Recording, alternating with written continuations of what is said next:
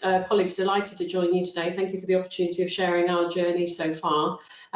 If I could have the next slide, please. I'll just give you a brief overview about who we are as an organisation. So we are two legal entities, London South East Colleges, a College of Further and Higher Education, and London South East Academies Trusts, which operates in a group structure across the southeast of London and stretching across into Surrey with one of our schools now. In terms of our kind of vital statistics, we're around about 1,300 staff now, just over 12,000 learners within our care, and around about 70 million turnover as a group. And I suppose one of the things that we want to share with you today is the journey that we've been on as an education group, as an organisation, and why social value has become such an important language and tool and strategy for us to use in our development. Like many education groups or education organisations, we've been on a journey of change in the policy context within which we operate over the past, particularly 6 years. I've been within this sector for 6 years now. Prior to that, I was working in the voluntary sector. And within our context, we see much political and policy change which impacts on us on a day-to-day basis and strategically in the longer term. One example being from the College of Further and Higher Education perspective, there was a kind of a policy about 5 years ago for merging colleges, and so many of you from a local authority point of views on the call today may well have found that one of your local colleges may well have gone into a group or kind of merged with other colleges, and there's now are larger groups of education providers across the country focused on education and skills. And parallel to that, there was a policy change within schooling as well, in terms of many schools in different parts of the country becoming academies and moving into multi-academy trusts. And as an executive team, we have leadership roles in both of those entities. And we realised quickly about three and a half years ago that for us to maximise the opportunity for our learners, for our communities and all of the partners that we work with, we needed to think about how do we join those agendas up so that it makes sense for every child, young person, adult, employer, partner who connects with us within our entity. And so we started to think about what would that look like as an overarching agenda, an overarching mission for us as a group to have a strategy. So we'll always have education at the core of everything we do, but what would that look like if we thought about our business and the way that we work in the wider kind of context? In essence, we realised that we needed to have a new way of measuring impact beyond simply educational outputs. Of course, that's our core business, and we will always focus on how well learners achieve. But actually, it was about how could we maximise far more effectively all of the resource and opportunity that we have available to us as a public sector funded organisation with circa £70 million coming through the books each year. So in partnership with all of our colleagues internally across all of campuses and schools, we developed a strategic plan to go on this journey. And in simple terms, we made sure that learning is right at the heart of everything we do, but we positioned ourselves to think and act more like a social enterprise. We still have the same legal structures that you'd need to have within a College of Further and Higher Education and multi-academy trust, but we actually have an overarching group board as well, which plays a strategic advisory and accountability role in terms of helping shape the direction.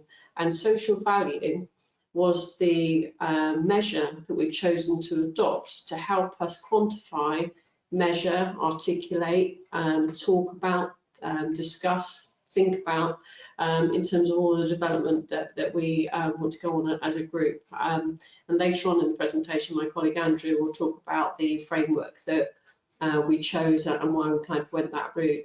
But in simple terms, it's really about converting the energy and the commitment that we have as an organisation in terms of having a positive impact within our communities and as an anchor institution with a significant footprint, both in asset terms with our estate and with the resource that we have access to in terms of public funding, to consider how can we translate that into a much larger, stronger footprint and impact in the longer term.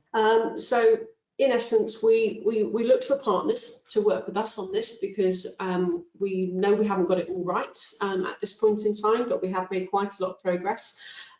We have been working with the Social Value Portal and the Centre for Local Economic Strategies to help us, in the first instance, baseline and quantify our social value on top of the core public services that we already deliver as an education group, and in particular with a focus in the college in the first instance. And we were able, as you can see with the slide there, to increase our social value from 6.3 million in terms of us understanding how we would think about this using the TOMS framework to, in the pilot year of 2018-19, to 21 million in the following year, and that's continued to develop over the course of the last 3 years. And the way that that has increased, and there's so much more still for us to do, it's really is an untapped opportunity still at the moment, is by embedding the principle of generating social value into our organisational practices. So it is incorporated into our overarching strategy and linked into the performance framework. It is linked into our corporation scorecard with metrics linked to the TOMS framework, which help our governors, help our trustees ask, beyond the normal educational performance and regulatory requirements that we have as an organisation, how else are we impacting on and having you know, an impact within our communities? And this is different for a college to be doing.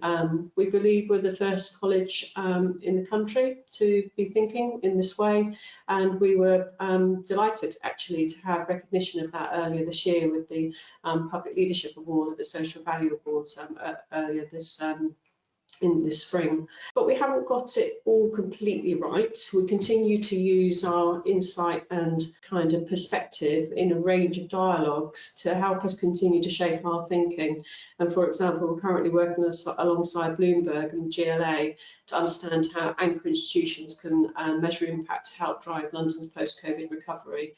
Because there's such a shared agenda, particularly in London and in any other metropolis, I'm sure any other part of the country where there's shared agendas, that actually if we had a common dialogue about how do we affect really good long-term sustainable change within communities that local people want, the local people own, they want to be part of, and make it a community to be proud of, live in, work in, learn in, then this is the dialogue that's kind of helped us in that way. One of the other interesting things, and next slide again, is how much the journey that we went on in terms of taking colleagues with us, and this is an iterative process, we have to keep revisiting this and kind of thinking about why do we have this group strategy and why do we have this approach, is how much has excited people in terms of the energy and commitment that they wanted to contribute really. So this is some of the ways in which we've kind of embedded the social value across the group, and Andrew will talk specifically about the TOMS framework in a moment from a implementation point of view. But the final point I would leave you with before I hand over to Andrew is just a couple of examples of how this way of thinking and working slightly different is creating new and different partnerships and different ways of collaborating both within our local communities and beyond across the country. So the Great Inspirations example there was a food bank campaign that we initiated during the lockdown, when we were fortunate enough to, yes, we were working incredibly hard and long hours in education during the lockdown, but we were fortunate enough still to have employment and have that opportunity. And so a network of over 30 colleges came together to build a national food bank campaign and donate over 20,000 items to communities in need during that time. And I think it was just upwards of about £40,000 as well. That's translated now into the Good for Me, Good for FE campaign, where we have, I'm going to get the numbers wrong now because I've just been on holiday for a couple of weeks, but I know it's over 115 colleges. Nearly half of the colleges in the country have seen the idea of the food bank and said, you know what, that's great, we could do more of that in terms of working with our communities in that way, and step forward to be part of this campaign now in terms of having a conversation with local authorities, with voluntary sector partners and others, and in terms of how much more can FE colleges connect into their communities on this agenda, with the metric, the impact of social value being at the heart of that conversation. Andrew, do you want to pick up and talk about the TOMS framework now and how we've used that? Yeah, great. Thanks, Louise, and great to see everybody on the call today. So as Louise says, I'm just going to go through how we mapped out our approach in a little bit more depth, and how the kind of the TOMS framework and the partnerships that we have supported us on our journey, and operationalise all the plans that our individual departments and sector colleagues have picked up through you know, the wider projects that we've been able to set up. Our approach is essentially being that our group strategy office, which is something that Louise and I lead on across the education group that we work for, links in with essentially 2 organisations at the moment.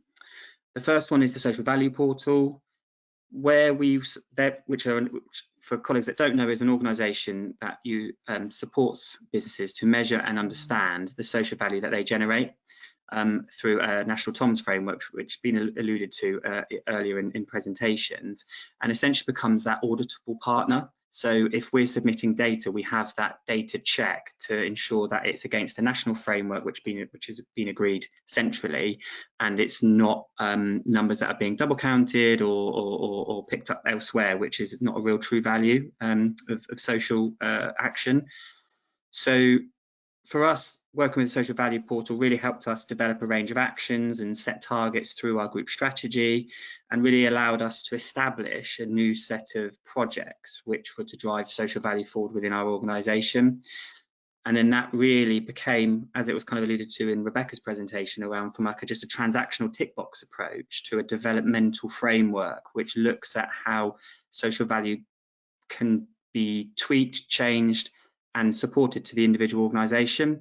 So I'll add that into the presentation a little bit later on, but where we aligned to the TOMS framework, we also developed our own measures which picked up other values through other things that we did. So it wasn't just this tick box exercise, we tried to do it so it was specific to us. The second organisation was CLES, which hopefully colleagues will know, and they really helped us produce an impact report in the kind of the beginning half of this year on how what strengths and weaknesses we have through our group strategy. We had 2 years of social value reports to work on, and we developed a wide range of internal and external kind of interviews to really understand, okay, so we've been able to develop and progress with our group strategy. We've been able to use values and essentially agreed values to show the progress of that group strategy, but also how is that now changing the communities that we work in. So we produced a report in 2021 which identified these strengths and weaknesses, and really identified more ways of how we can continue to improve that local impact and see what things we were missing, and just continue to research our journey really. So we've been in it for 3 years now, but we know we're still fairly new with this, and we're continuing to try and develop our approaches. So I won't allude on to this too much, but this is the TOMS framework that we've been working on. So as you will see, TOMS stands for themes, outcomes and measures, and then within that has a variety of units and values that we can attribute to which themes that we'd like to kind of take on board. I won't go into too much detail in the actual framework, but if colleagues want to have a look at that, please go onto the social value portal. There's a download that you can kind of look at the whole framework. There's hundreds of measures there, which, you know, so if you have a really big organisation like ourselves, there's a lot of themes that you can really kind of break down, understand, and come up with outcomes which map to what you're doing.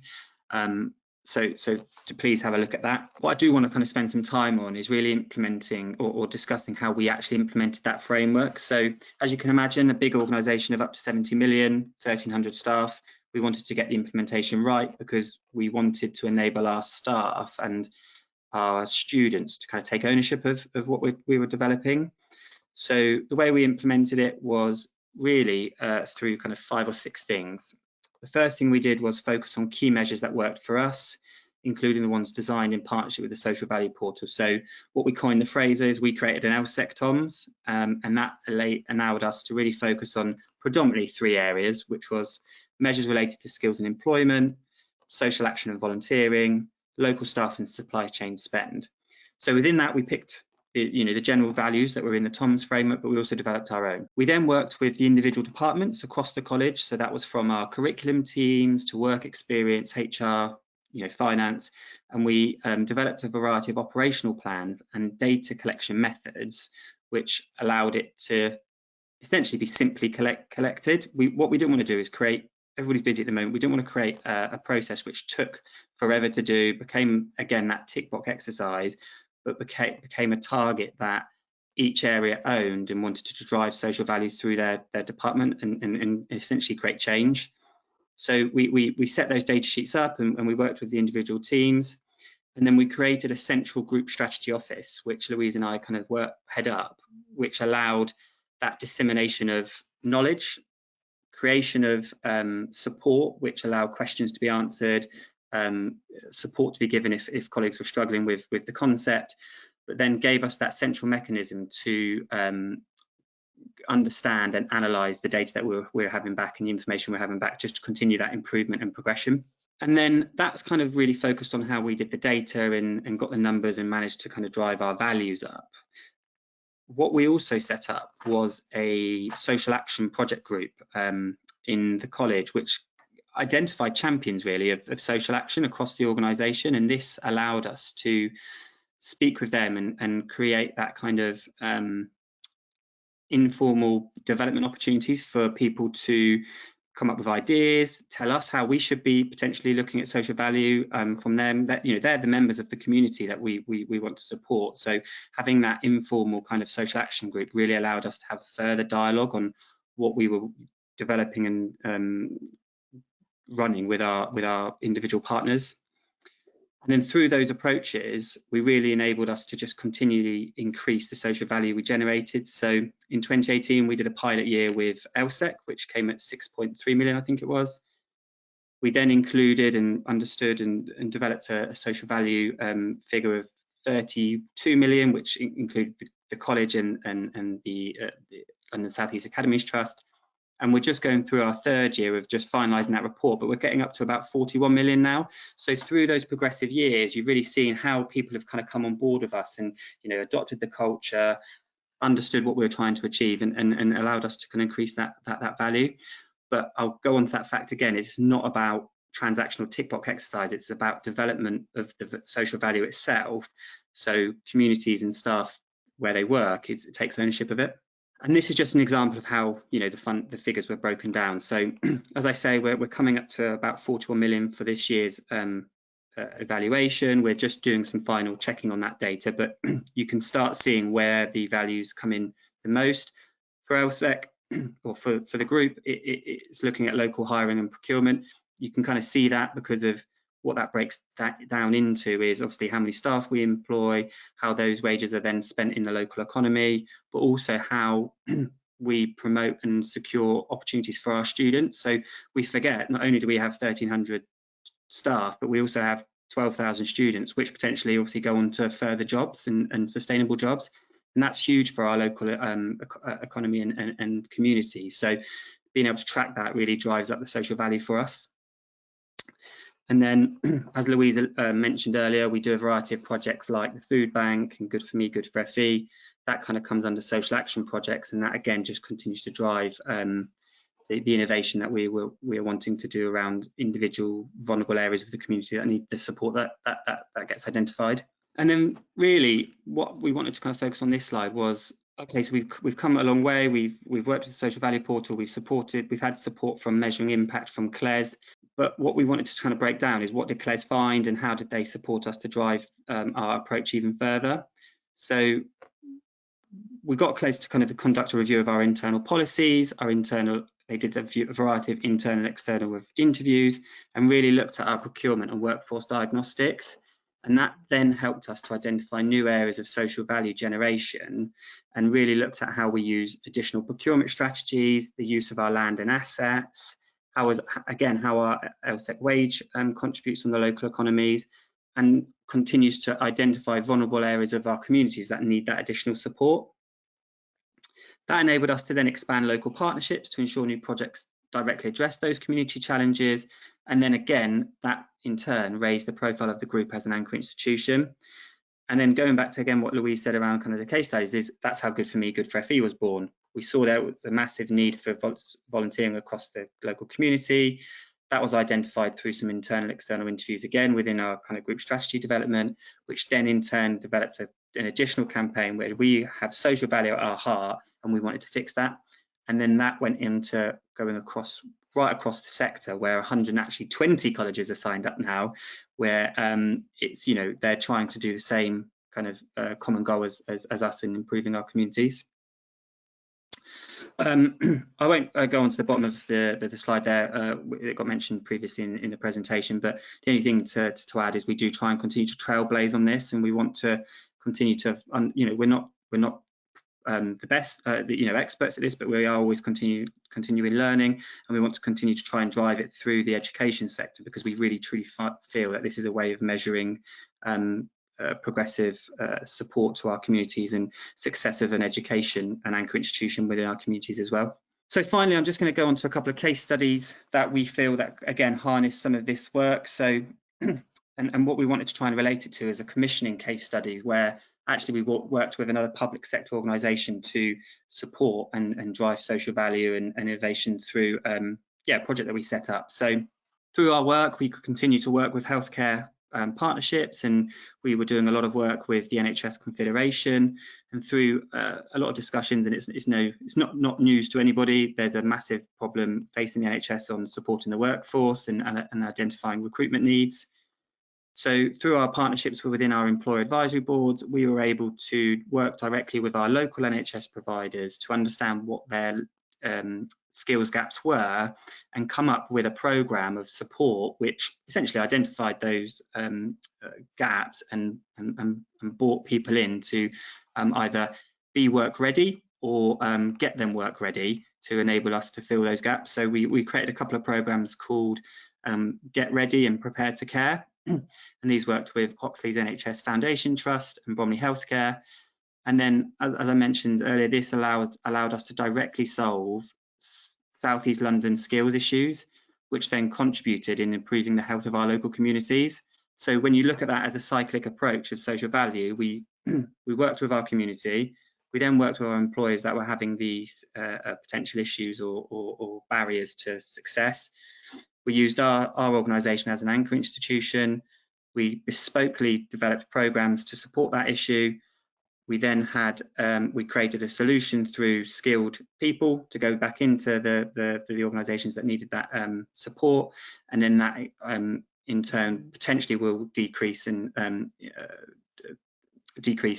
know, waiting times or improve kind of services within our area, and that's a perfect example. So that's just another way of how we've worked with partners. And then we mapped in our case studies and the way we work into the E3M's 5 fundamental correctives that have been recently developed, because we really feel that it, you know, without using these correctives, we won't develop partnerships that sustain our communities.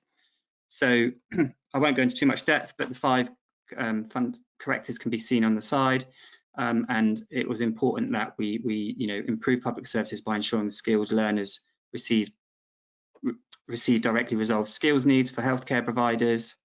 We then think it's important to drive that process by new courses and partnerships which are designed from the ground up to get people into those jobs, not to boost achievement rates or meet regulatory requirements, but really solve skills issues that we've been put into the area to do. The end goal was then to potentially generate social value, targeting disadvantaged groups for retraining into valuable public sector services. So that's around, you know, supporting socio-economic status within the area. And then number 4 was around generating partnerships which have clear public benefit. So reducing unemployment, COVID scarring from on the economy, and essentially having a more productive local community. And then finally 5, where, you know, it goes back to partnerships should replace transaction. So really we should have a common purpose of how we well establish, our common purpose is well established. So college benefits from additional learners, hospitals from greater productivity, and community from wider health benefits. So again, it's that cyclic approach of using those correctives to create true value within our community. So I'm going to stop there. Obviously happy to take questions once we are ready to do that, but thanks very much.